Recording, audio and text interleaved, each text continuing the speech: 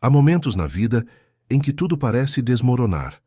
O chão escapa debaixo dos nossos pés, o ar falta, o medo cresce e a desesperança bate à porta com tanta força que parece impossível resistir. É nesses momentos que muitos de nós esquecemos uma verdade que atravessa séculos, que sustentou profetas, mulheres virtuosas, servos fiéis e até o próprio Cristo na cruz. A fé não é sentimento, é decisão. Não é conforto, é confiança absoluta em algo maior do que nossas circunstâncias. Que o mundo de hoje, com sua pressa, suas exigências, seu barulho ensurdecedor, nos treinou para buscar soluções rápidas, respostas imediatas, alívio instantâneo. Mas a palavra de Deus nos ensina algo diferente, que a fé verdadeira é forjada justamente nas fornalhas da aflição, nas noites em claro, nos vales sombrios onde parece que Deus está em silêncio. O problema não é a dificuldade em si, mas nossa incapacidade de confiar quando tudo ao redor grita para desistirmos. Não é falta de informação que nos paralisa, é falta de rendição radical ao Senhor que tudo sabe, tudo vê e tudo pode. Vivemos cercados de notícias ruins, contas vencidas, relacionamentos partidos, sonhos adiados, promessas que parecem não se cumprir. Acordamos com o peso da ansiedade no peito, nos deitamos com o medo do amanhã, e entre uma coisa e outra, vamos apenas sobrevivendo, sem nunca verdadeiramente viver. Há quem passe os dias inteiros tentando resolver tudo sozinho, planejando, controlando, lutando. Mas ao final do dia, a sensação é de derrota, de vazio, de impotência, porque no fundo, sabemos que há limites para nossa força, para nossa sabedoria, para nossa capacidade. E quando esses limites são atingidos, quando já tentamos tudo e nada funcionou, quando as portas se fecham uma atrás da outra, é aí que somos confrontados com a pergunta mais importante de todas. Em quem você realmente confia? Em suas próprias mãos ou nas mãos de Deus? Em sua própria visão limitada ou na soberania eterna daquele que conhece o fim desde o princípio? A fé nos momentos de maior dificuldade não é apenas um conceito teológico bonito. É uma âncora espiritual que segura a alma quando tudo ao redor naufraga. Ela nos conecta ao poder do Criador, nos lembra de que somos filhos amados, nos assegura que jamais estamos sozinhos, mesmo quando a solidão aperta. Essa fé é o oposto de passividade. É ação sobrenatural que nos faz levantar quando tudo pede para cairmos, que nos faz orar quando a voz some, que nos faz adorar quando só há motivos para chorar. Ela transforma lágrimas em louvor, dor em propósito, desespero em esperança firme. E essa transformação não acontece porque negamos a realidade da dor, mas porque escolhemos enxergar além dela, porque decidimos crer que Deus está no controle, mesmo quando nossos olhos só veem caos. Capítulo 1. Beatriz acordava todos os dias às 5:30 da manhã, mas não porque quisesse. Era o despertador do celular que tocava insistentemente, misturado ao barulho dos carros lá embaixo, na rua movimentada do bairro onde morava, numa casa alugada que consumia quase metade do seu salário. Ela desligava o alarme, ficava ali parada na cama alguns minutos, tentando reunir forças para mais um dia. O quarto estava sempre bagunçado, roupas espalhadas na cadeira, conta de luz vencida em cima da mesinha de cabeceira, ao lado de uma Bíblia empoeirada que ela não abria há meses. Levantava, ia até o banheiro, olhava seu reflexo no espelho manchado e via cansaço, via medo, via uma mulher que não se reconhecia mais. Aos 36 anos, Beatriz estava presa num emprego que odiava, num relacionamento que esfriara, com uma filha de 12 anos que mal conversava com ela. Toda manhã era a mesma correria. Acordar a menina às pressas, preparar um café rápido, pegar ônibus lotado, chegar atrasada na empresa, ouvir a bronca velada da chefe, engolir a humilhação, fingir que estava tudo bem. À noite, voltava exausta, esquentava uma comida congelada, via a filha trancada no quarto com o celular e se perguntava onde tinha errado tanto. Tinha uma gaveta na cozinha que ela evitava abrir, porque lá dentro estavam as contas atrasadas, os boletos vermelhos, as cartas de cobrança. Preferia não ver, preferia fingir que não existiam, mas eles existiam, e cresciam a cada mês como uma bola de neve. E no meio de tudo isso, havia uma sensação sufocante de que a vida estava passando, escapando por entre os dedos, e ela não conseguia segurar nada. Numa sexta-feira à tarde, depois de mais um dia horrível no trabalho, Beatriz recebeu a notícia. A empresa estava cortando o pessoal e ela estava na lista. Sentiu o chão sumir. Voltou para casa em silêncio absoluto, entrou no quarto, fechou a porta e pela primeira vez em anos desabou num choro desesperado, daqueles que vêm do fundo da alma, que arrancam a respiração, que doem no corpo inteiro. Capítulo 2. No sábado seguinte, Beatriz precisava resolver algumas coisas no banco e foi até a agência de manhã cedo para evitar filas. Quando chegou lá, viu que teria que esperar mesmo assim e sentou-se numa cadeira de plástico duro, de braços cruzados, olhando para o nada. Ao seu lado, uma senhora de cabelos grisalhos arrumados num coque simples, vestida com uma blusa florida limpa e bem passada, segurava uma bolsa pequena no colo e lia algo num caderninho. Beatriz reparou que não era um celular. Era um caderno mesmo, com anotações à mão. A mulher ergueu os olhos, sorriu de leve para ela e voltou a ler. Havia algo naquele sorriso, uma paz estranha, deslocada daquele ambiente cheio de gente estressada e caixas eletrônicos barulhentos. Quando chamaram a senha da senhora, ela se levantou devagar, guardou o caderninho na bolsa e foi até o guichê. Beatriz ficou observando de longe, sem saber por quê. Uns 20 minutos depois, quando estava saindo do banco, encontrou a mesma senhora parada na calçada, olhando para o céu azul como se estivesse admirando algo invisível. "Dia bonito, não é?" disse a mulher, olhando para Beatriz. "É, sim", respondeu ela sem jeito. "A senhora mora aqui perto?" "Moro sim, filha. A 3 quarteirões daqui. Moro sozinha, mas não me sinto sozinha, graças a Deus." Beatriz não entendeu bem o que isso significava, mas algo naquela frase a incomodou, como se tocasse numa ferida. "A senhora está bem?" perguntou a mulher de repente, com uma delicadeza que pegou Beatriz desprevenida. "Estou", mentiu. "Não parece." E então, sem saber por quê, Beatriz sentiu os olhos encherem de lágrimas de novo. "Desculpa, eu não sei por que estou chorando.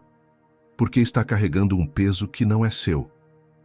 A mulher pôs a mão no ombro dela, levemente. "Eu não te conheço, mas sei que Deus conhece. E Ele não te esqueceu, mesmo que você tenha esquecido dele."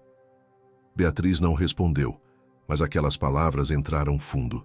A senhora se apresentou, era Dona Estela, e antes de ir embora, escreveu o endereço num papelzinho e entregou a ela. "Se quiser tomar um café um dia, sem compromisso, só para conversar, bate lá, sempre tem bolo e sempre tem oração." E foi embora, caminhando devagar, mas com uma firmeza nos passos que Beatriz não tinha mais. Capítulo 3.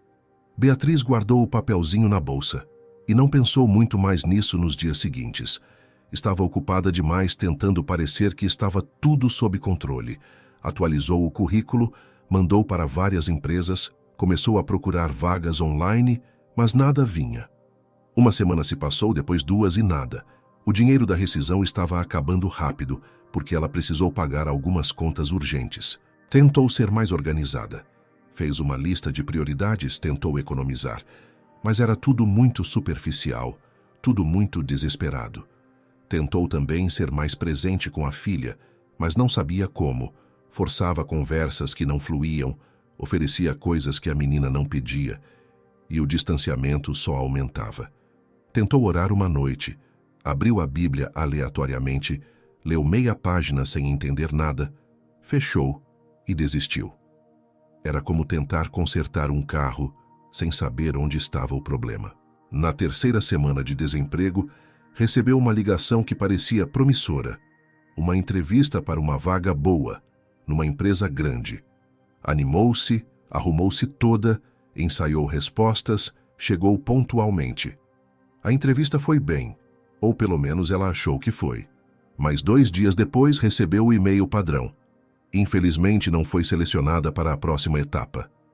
Sentiu raiva, sentiu injustiça, sentiu vontade de gritar. Naquela noite brigou com a filha por uma bobagem, disse coisas duras e a menina trancou a porta do quarto chorando. Beatriz ficou sozinha na sala, no escuro, com a televisão desligada, apenas o silêncio pesado da casa e o barulho distante da rua. Olhou para as próprias mãos e percebeu que elas tremiam. Percebeu que tinha perdido completamente o controle da própria vida e que todas as suas tentativas de recuperá-lo sozinha tinham falhado. Pela primeira vez, sentiu não apenas medo, mas vergonha profunda. Vergonha de si mesma, de suas escolhas, de ter se afastado tanto de Deus, de ter deixado tudo desmoronar. Capítulo 4. Na manhã seguinte, não conseguiu dormir direito. Às 5 da manhã, estava acordada, sentada na beira da cama, olhando para a Bíblia empoeirada na mesinha. Estendeu a mão, pegou o livro, soprou a poeira e simplesmente abriu. Caiu em Isaías 41:10. Não temas, porque eu sou contigo. Não te assombres, porque eu sou o teu Deus. Eu te fortaleço e te ajudo e te sustento com a destra da minha justiça. Leu uma vez, leu de novo e de novo, que na terceira vez as lágrimas vieram, mas diferentes das outras, não de desespero, mas de alívio, como se algo dentro dela tivesse sido tocado, despertado, lembrado. Passou o dedo pelas palavras impressas e sussurrou: Senhor, eu não sei mais o que fazer. Não sei mais como viver. Preciso de ti. Preciso que tu me ensines de novo a confiar. E ficou ali, em silêncio, apenas sentindo a presença de algo maior, algo que ela tinha esquecido que existia. Não houve voz audível, não houve milagre visível naquele momento, mas houve paz.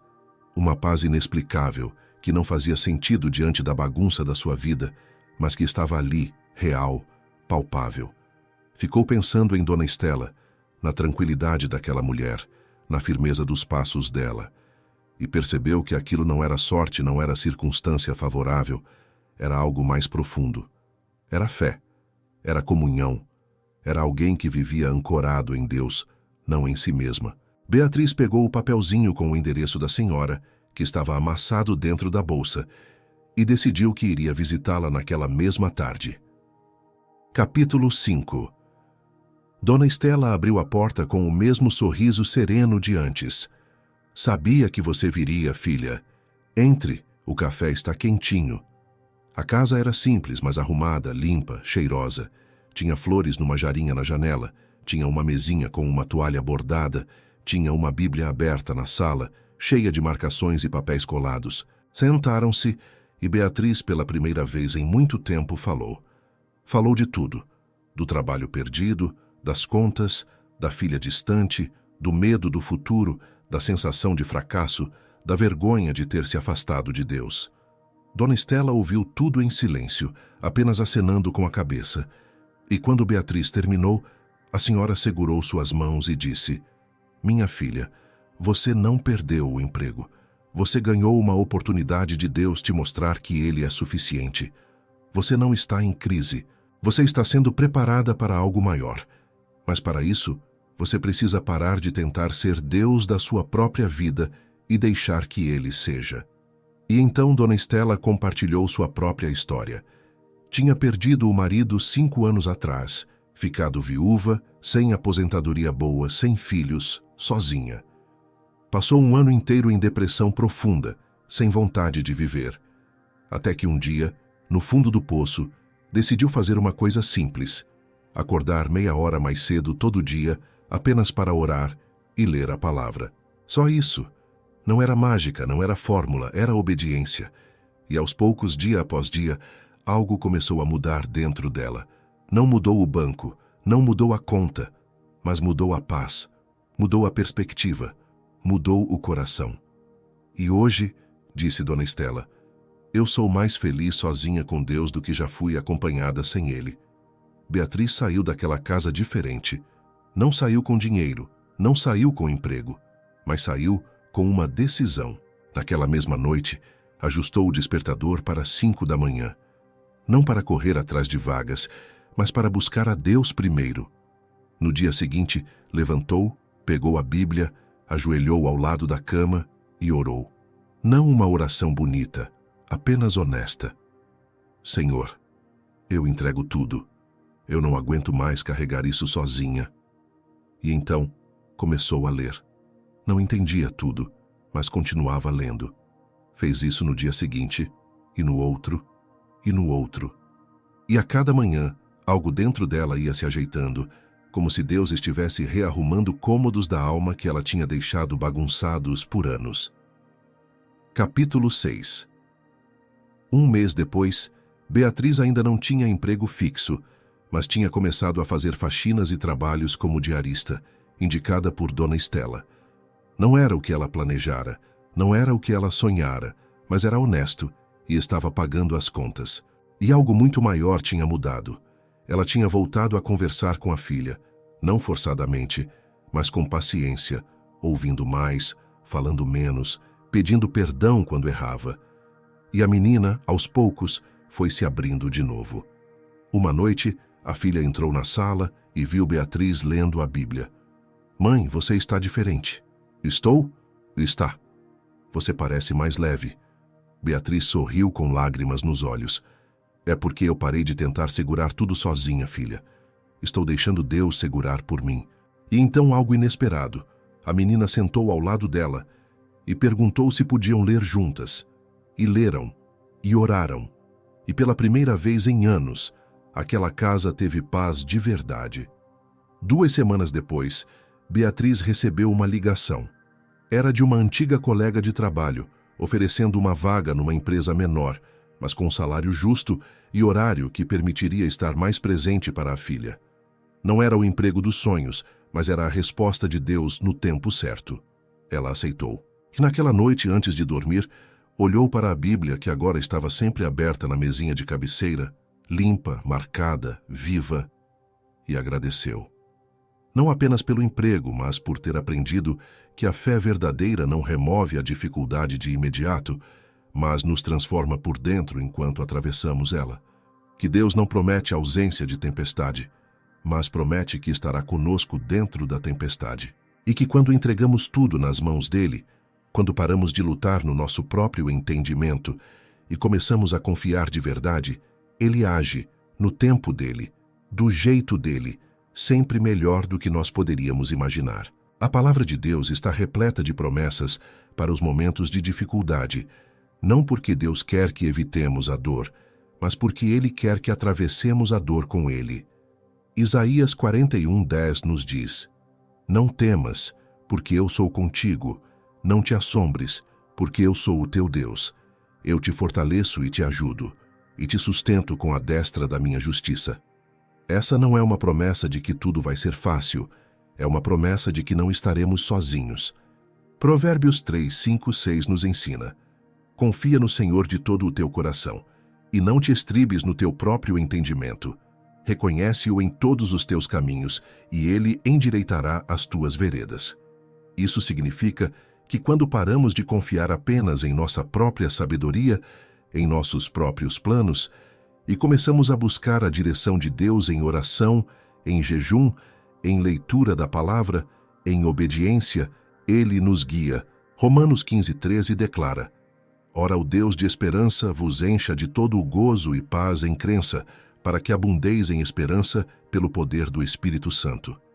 A esperança verdadeira não vem das circunstâncias, vem do Espírito de Deus habitando em nós, nos enchendo de paz que excede todo entendimento. E em Filipenses 4:6-7, Paulo nos ensina: Não andeis ansiosos de coisa alguma. Em tudo, porém, sejam conhecidas diante de Deus as vossas petições, pela oração e pela súplica, com ações de graças. E a paz de Deus, que excede todo o entendimento, guardará o vosso coração e a vossa mente em Cristo Jesus. Quando levamos tudo a Deus em oração constante, quando paramos de tentar resolver tudo no nosso próprio esforço e começamos a clamar ao Senhor com sinceridade, Ele responde: Não sempre do jeito que esperamos, mas sempre no jeito que precisamos. A Bíblia também nos apresenta exemplos poderosos de pessoas que experimentaram a fidelidade de Deus nas maiores dificuldades. Jó perdeu tudo: seus bens, sua família, sua saúde. Mas mesmo assim disse: ainda que ele me mate, nele esperarei. Ele não entendeu o porquê de tanto sofrimento, mas escolheu confiar no caráter de Deus acima das suas circunstâncias. E no final, Deus restaurou tudo em dobro. José foi traído pelos irmãos, vendido como escravo, acusado injustamente, preso, esquecido, mas mesmo assim continuou servindo a Deus com integridade onde quer que estivesse. E anos depois, Deus o exaltou e o usou para salvar nações inteiras. Neemias enfrentou oposição, ameaças de morte, desânimo do povo, mas perseverou em oração e em obediência, e viu os muros de Jerusalém reconstruídos em tempo recorde. Esses homens e mulheres não eram super-heróis. Eram pessoas comuns que decidiram crer em um Deus extraordinário. Eles nos ensinam que fé não é ausência de medo, é decisão de obedecer mesmo com medo. Não é ausência de dúvida, é escolha de confiar mesmo quando não entendemos. Não é sentir que Deus está perto, é crer que Ele está perto mesmo quando parece distante. Se você está passando por um momento de grande dificuldade agora, comece com um passo simples. Volte para a presença de Deus. Não espere sentir vontade, não espere as coisas melhorarem. Comece hoje, onde você está, do jeito que está. Ajuste seu despertador para acordar meia hora mais cedo amanhã, não para rolar o feed das redes sociais, mas para abrir a Bíblia e orar. Não precisa ser uma oração eloquente, apenas honesta. Diga a Deus exatamente como você está se sentindo. Entregue a Ele seus medos, suas dívidas, seus relacionamentos quebrados, sua angústia. Leia um salmo por dia. Comece pelo Salmo 23, pelo Salmo 27, pelo Salmo 91, e deixe que a palavra de Deus lave sua mente, renove seus pensamentos, reconstrua sua esperança. Organize sua casa como um ato de adoração, porque o ambiente externo reflete e influencia o ambiente interno. Não precisa fazer tudo de uma vez. Comece por um cômodo, por uma gaveta, por uma mesa. E enquanto organiza, ore, agradeça, entregue. Cuide das suas finanças como mordomia, não como fonte de identidade. Registre tudo que entra e sai. Separe o dízimo mesmo que pareça impossível. Confie que Deus multiplica o que é entregue a Ele com fé. Pratique gratidão todos os dias, mesmo que seja por coisas pequenas, porque a gratidão desloca o foco da falta para a provisão, do medo para a fé. E cerque-se de pessoas que vivem ancoradas em Deus, como Dona Estela, pessoas que não te dão soluções mágicas, mas te apontam para Jesus, te lembram da palavra, te sustentam em oração. Estudos sobre resiliência e desenvolvimento pessoal confirmam o que a Bíblia já ensina há milênios, que as maiores transformações acontecem justamente nos momentos de maior pressão. No livro O Poder do Hábito, Charles Duhigg explica como pequenas mudanças diárias, os chamados hábitos-chave, podem desencadear transformações em cascata em todas as áreas da vida. Quando Beatriz começou a acordar meia hora mais cedo para buscar a Deus, ela não estava apenas lendo a Bíblia, estava criando um hábito-chave que reestruturou toda a sua rotina, sua mentalidade, seus relacionamentos. James Clear, em Hábitos Atômicos, reforça que não são as grandes mudanças repentinas que nos transformam, mas sim as pequenas decisões consistentes repetidas ao longo do tempo. A fé verdadeira se parece exatamente com isso. Pequenas obediências diárias que, somadas, constroem uma vida inteira rendida a Deus. Carol Dweck, em Mindset, apresenta o conceito de mentalidade de crescimento, a crença de que podemos aprender, mudar e crescer mesmo diante das adversidades. Essa mentalidade é profundamente bíblica. Deus não nos chama para sermos perfeitos, nos chama para sermos moldáveis, disponíveis, obedientes. Sheryl Sandberg, em Plano B, escrito após a morte súbita do marido, fala sobre como encontrar força diante da tragédia, como construir resiliência quando o plano A desmorona. E a resposta que ela encontrou, junto com o psicólogo Adam Grant, é a mesma que a Bíblia sempre ofereceu. Comunidade, propósito, esperança fundamentada em algo maior do que nós mesmos. Rick Hanson, em livros sobre neurociência e bem-estar, mostra como práticas de gratidão, atenção plena e compaixão reformulam literalmente o cérebro, criando novos caminhos neurais que nos tornam mais resilientes. E essas práticas estão no coração da vida cristã.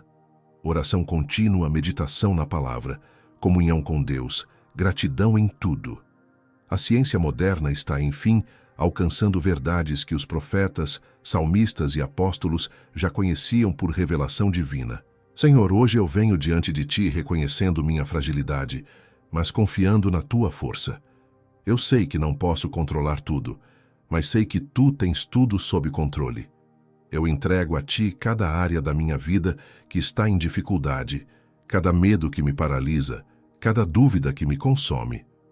Ensina-me a confiar em Ti de todo o coração, a não me apoiar apenas no meu próprio entendimento, mas a reconhecer-Te em todos os meus caminhos, sabendo que Tu endireitarás as minhas veredas. Fortalece minha fé nos momentos de maior aflição.